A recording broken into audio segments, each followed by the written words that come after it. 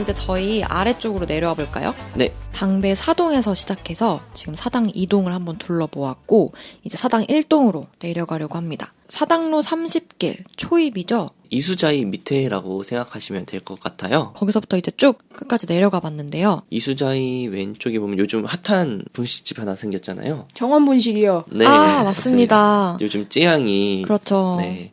쯔양이 누군지 모르실 분들이 계시려나? 네, 그럴 수 있습니다. 설명 한번 네, 해주시죠. 유튜브에서 먹방 BJ로 유명했던 친구인데 그분이 친구는 아닙니다.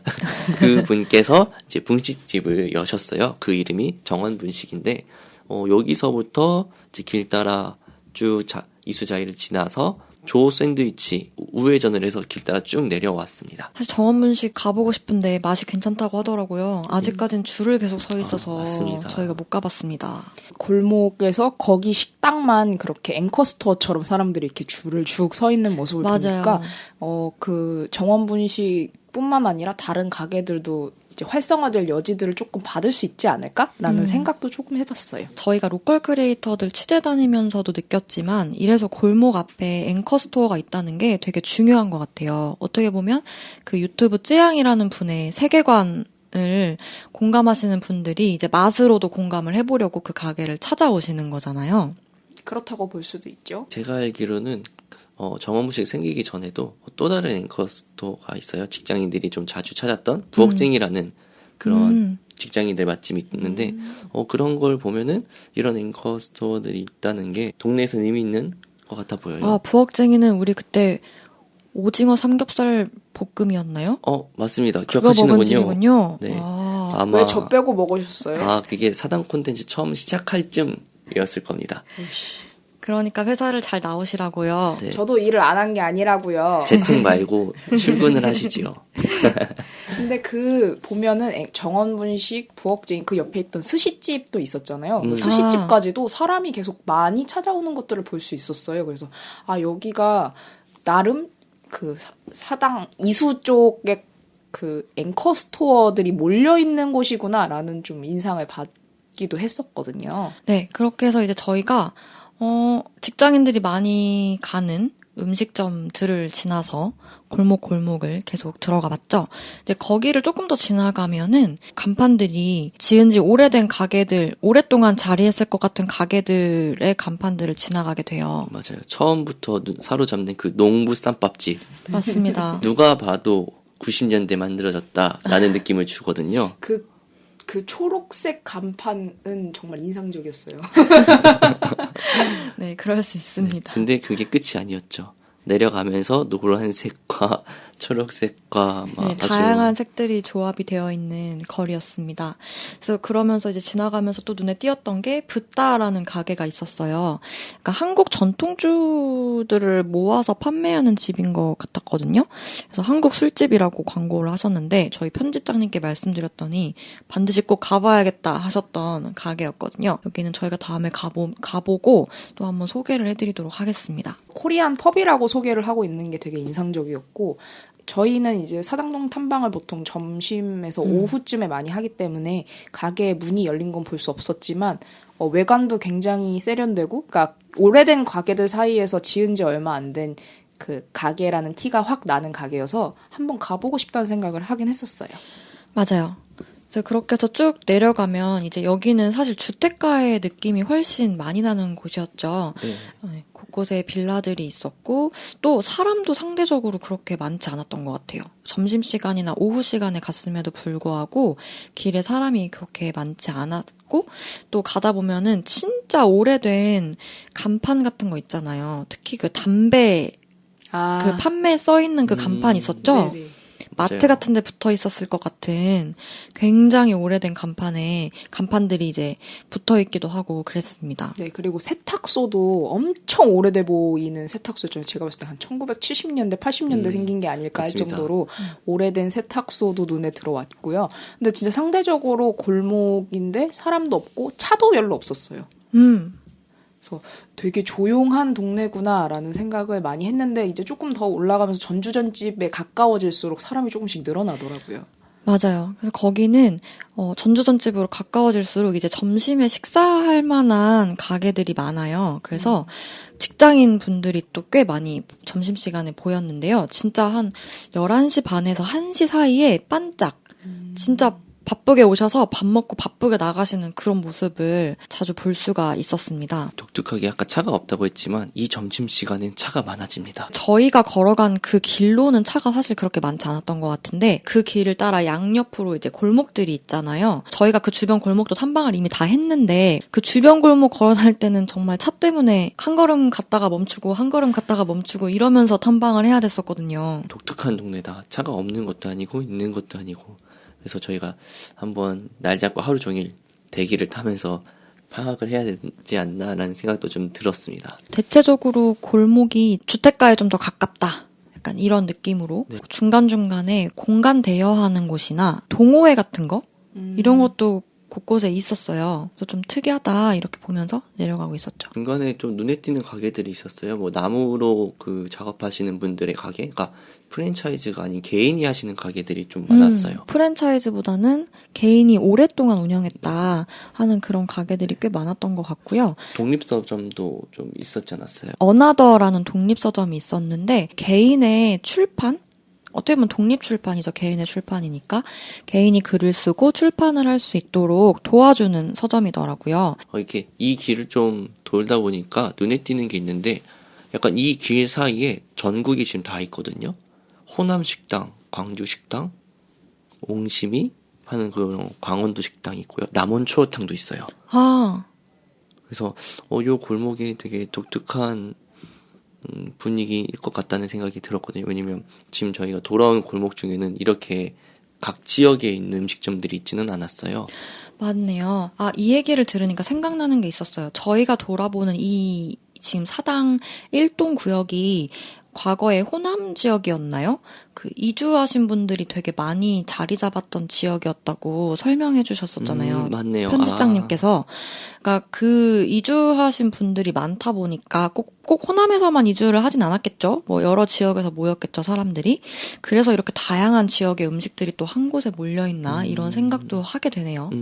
그렇네요. 이쪽 골목 탐방할 때 제일 유명하다고 생각했던 앵커스토어가 지금의 세상이라는 독립서점이잖아요. 네.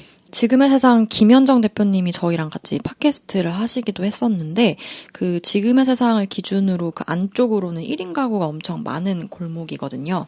저희가 오늘 설명드리는 곳은 일단 저희 기준으로 메인이라고 잡은 그 골목을 위주로 설명을 드릴 거라서 일단은 지나가도록 하겠습니다.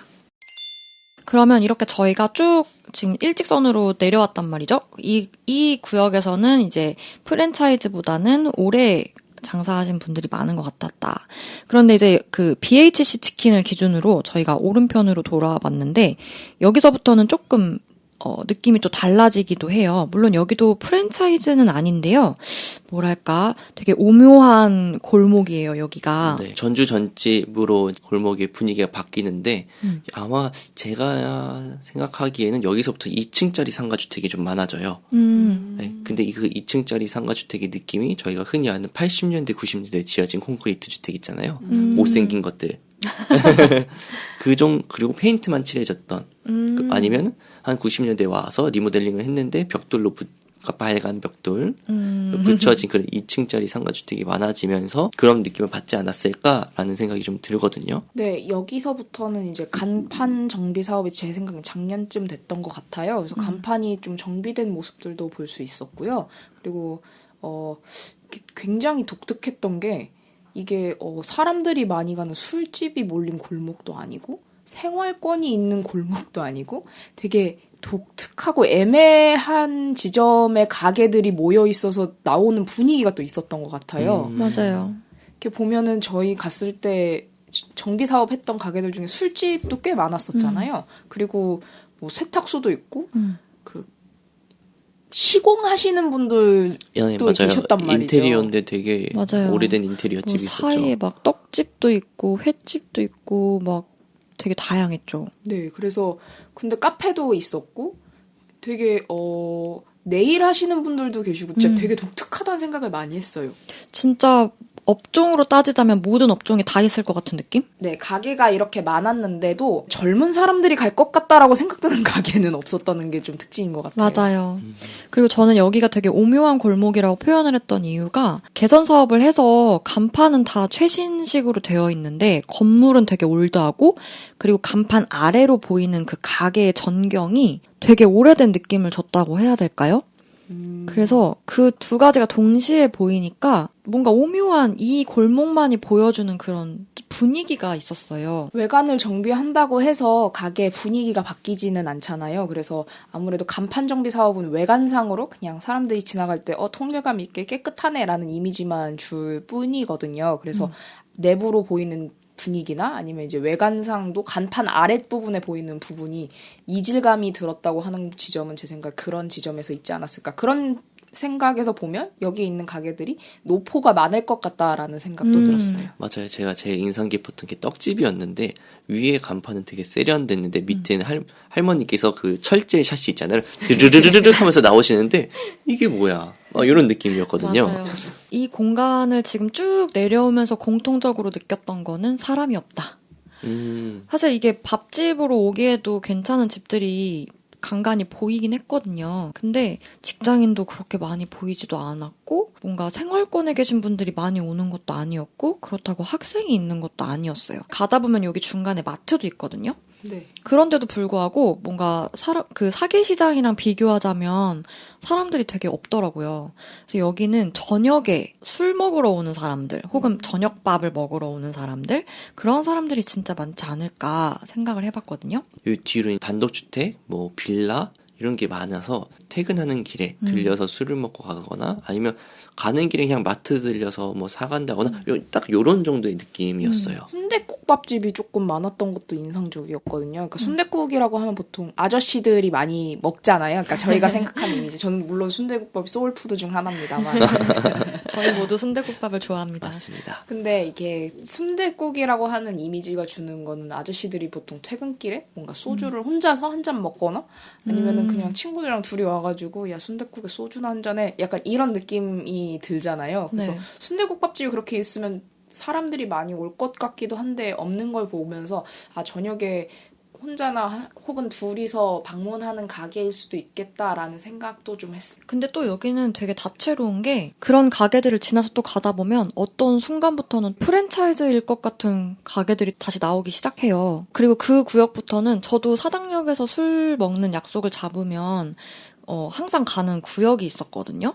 그 구역이 이제 아래쪽으로 가기 시작하면 나오는 것 같아요. 뭐 제가 알고 있기로는 이제 술 많이 먹는 구역은 그 사당역 8번 출구 나오자마자 있는 맞습니다. 곳일 것 같은데 아마 그게 동작대로 1길이에요 주소로는.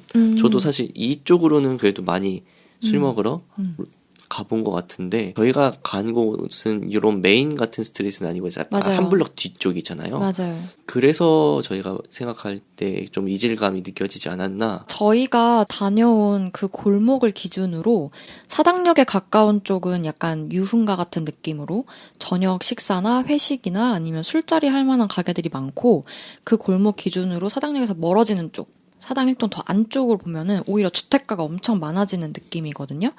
어떻게 보면 그 유흥가와 생활권 사이에 이렇게 껴있는 골목이라는 느낌이 들어요. 저희가 방금 표현한 것처럼 생활권이기에도 되게 애매한데 그렇다고 노는 거리도 아닌 것 같은 그런 골목이 형성되었던 게 아닌가 그런 생각을 해봤습니다. 정리를 하자면 시장 같으면서 시장이 아닌 시장. 그렇게 생각할 수도 있겠네요. 네, 그렇습니다. 그럼 저희 사당 1동은 여기까지 돌아보도록 하고요. 그러면 이번에는 저희 비루컬이 있는 방배 이동. 저희 비록거리는 방배 이동으로 넘어가 보도록 하겠습니다. 그 중에서도 청두곶길, 이수 초등학교가 있는 청두곶길을 먼저 소개를 해드릴게요.